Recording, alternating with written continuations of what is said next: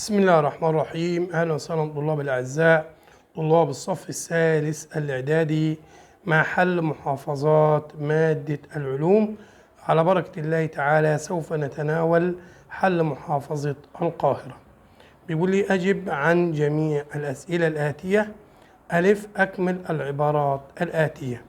تستخدم العدسة نقط في تصحيح قصر النظر. طبعا هنا يا أولاد هنستخدم العدسة المقعرة. تمام، العدسة إيه؟ المقعرة.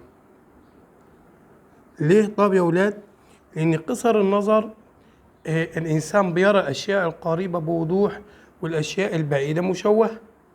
تمام، وقصر النظر لما بتكون الأشعة بعيدة بتتكون الأشعة بتجمعها عدسة العين أمام الشبكية.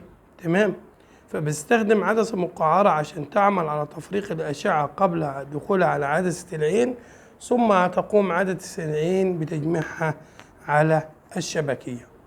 رقم 2 بيقول لي يندمج المشيج المذكر مع المشيج المؤنث في عملية الإخصاب. المشيج المذكر زي الحيوان المنوي والمؤنث زي البويضة في عملية الإخصاب لتكوين اللقاحة أو الزيجوت. تمام، حاصل ضرب سرعة الجسم متحرك في الزمن ده بيساوي المسافة. يعني احنا خدنا قانون العجلة بشكل مبسط، إن السرعة بتساوي مسافة على زمن، وإن الزمن بيساوي مسافة على سرعة، وأن المسافة بتساوي السرعة في الزمن. فهو هنا بيقول لي حاصل ضرب السرعة في الزمن ده يمثل إيه؟ مسافة. ماذا نعني بقولنا أن مقدار الإزاحة بيساوي 10 متر؟ معناه إن المسافة المقطوعة في اتجاه ثابت من موضع البداية، المسافة المقطوعة في اتجاه ثابت من موضع بداية الجسم المتحرك إلى موضع النهاية بيساوي 10 متر. يبقى نقدر نقول أن المسافة المقطوعة في اتجاه ثابت من موضع بداية الجسم المتحرك إلى موضع النهاية بيساوي 10 متر. ماذا يقصد ماذا يعني أن البعد البؤري للمرآة ب4 سم؟ البعد البؤري يعني المسافة بين البؤرة وقطب المرآة بيساوي 4 سنتي. طب في الشكل كده بيقول لي ادرس الشكلين مقابلين. تمام،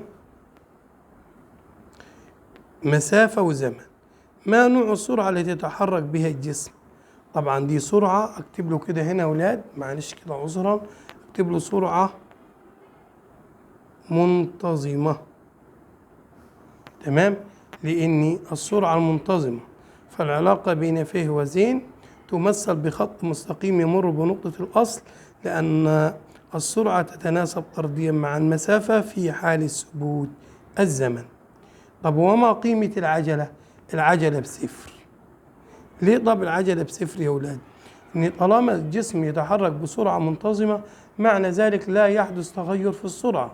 يعني السرعة الابتدائية بتساوي السرعة النهائية بتساوي صفر، ومعنى أن السرعة الابتدائية تساوي سرعة نهائية يعني ما فيش مقدار في تغير سرعة إيه؟ الجسم. اذكر اسم الكائن الحي وطريقة تكاثره. ده تكاثر بالجراثيم. تمام، ده فطر عش الغراب، فطر عش الغراب. طب رقم 2 اختر إجابة صحيحة من بين الإجابات المعطاة. إذا كانت المسافة بين الجسم وصورته في المرآة المستوية بتساوي 80، يعني أنا معي أدي مرآة كده، دي معي مراية دي كده، المسافة بين الجسم اللي هنا ده كده يا ولاد، أدي جسم مثلا، فإن المسافة بين الجسم وصورته هنا بتساوي 80، فإن البعد البؤري بعد الجسم عن سطح المرآة بيساوي كام؟ هيساوي 40، لأن هنا 40 وهنا 40. إن في من خواص المرآة المستوية أن بعد الجسم عن المرآة يساوي بعد الصورة عن المرآة. فبعد الجسم عن المرآة هنا ب40، وبعد الصورة عن المرآة هنا ب40، يبقى بعد الصورة عن الجسم على بعض يبقى 80، يبقى نص 80 40. طب العالم الذي وضع النظرية الحديثة لنشأة الكون عالم مين؟ فريد هويل. تمام؟ إذا كان عدد الكروموسومات في الخلايا الجسدية 2n، فإن عددها في المشيج الناتج من انقسام الخلية التناسلية n. طب ليه؟ لأن الخلايا الجسدية بتحتوي على 2n، يعني عدد الكامل للكروموسومات، وأيضا الخلايا التناسلية بتحتوي على n، برضك العدد الكامل لمين يا ولاد؟ للكروموسومات. تمام؟ طب هنا في سؤال عام، الخلايا التناسلية دي بتنتج خلايا جديدة اسمها خلايا جنسية تحتوي على n كروموسومات.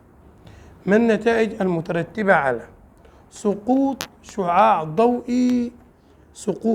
ضوئي مارا بمركز تكور المرآة؟ لو سقط الشعاع مار بمركز التكور، هقول يا أولاد ينعكس الشعاع على نفسه. ليه؟ لأن كل من زاوية السقوط بتساوي زاوية الانعكاس بتساوي 0. غياب الجسم المركزي في الخلية الحيوانية. الجسم المركزي هو مسؤول على حدوث أو ظهور خيوط المغزى أو الخيوط السيتوبلازمية. أقول له لا يحدث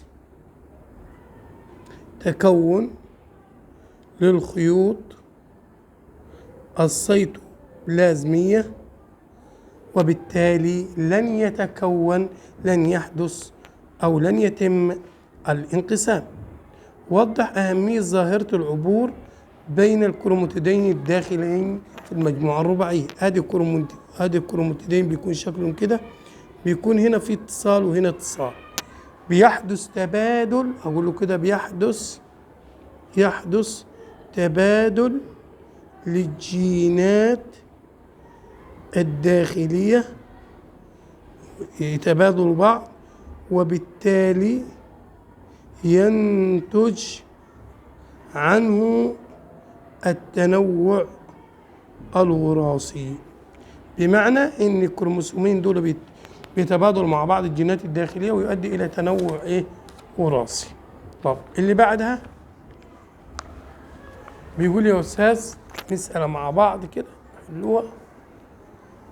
سيارة تتحرك بسرعة 30 متر كل ثانية.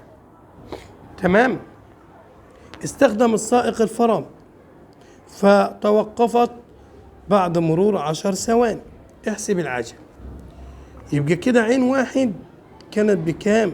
ب30.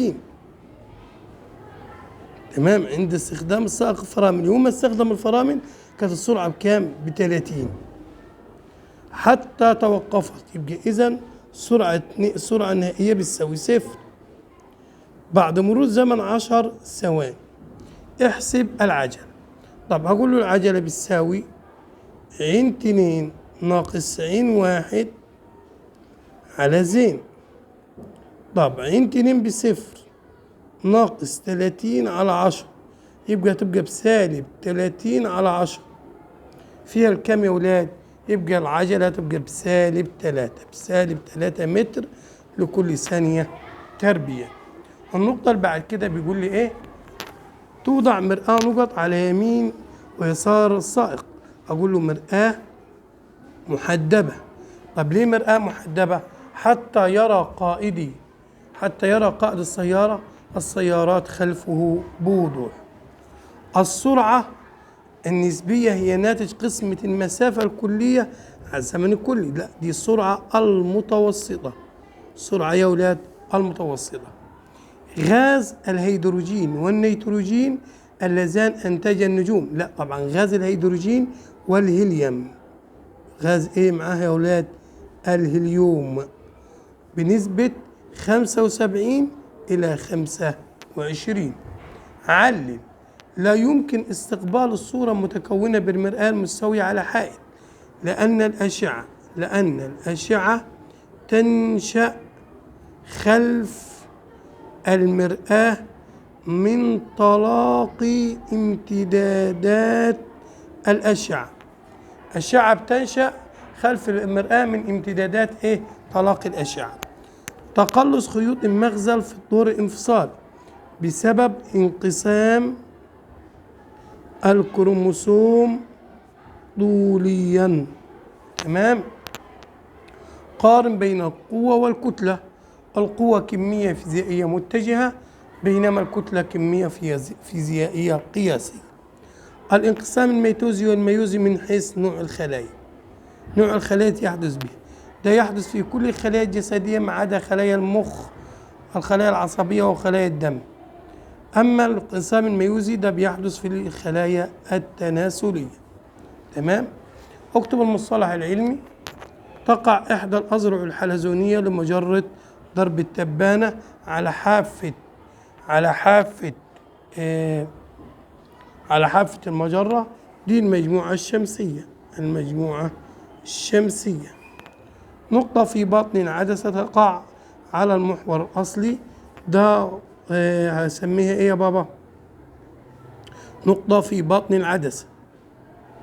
تمام. كانت في المرآة بنسموها بقطب قطب المرآة. المرآة. نقطة في باطن العدسة تقع على المحور الأصلي في منتصف المسافة. نقطة في باطن العدسة. تمام كده يا أولاد. نقطة في باطن العدسة، ده المحور. تتكون عدسة. أنا لو رسمت العدسة ده اسمه مركز البصر. مركز البصر، المركز البصري. كرة غازية متوهجة تدور حول نفسها، ده السديم. ما هي صفات الصورة المتكونة للجسم؟